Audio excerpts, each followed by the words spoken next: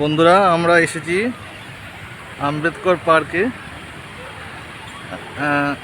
এটা উত্তরপ্রদেশ, লখনৌতে।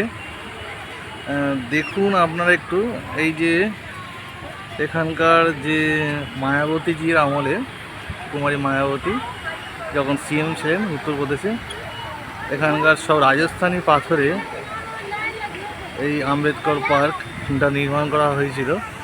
আমরা এখনো ভেতরে ঢুকিনি, ভেতরে অবশ্যই ঢুকিয়ে আপনাদের সবটাই দেখাবো, একটু দেখতে থাকুন।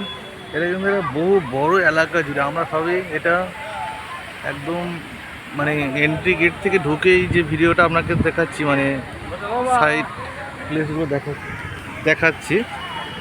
তা আমরা এবারে ভেতরে গিয়ে আপনাদেরকে অবশ্যই বিষয়গুলো কী কী আছে ভেতরে সেগুলো অবশ্যই দেখাবো।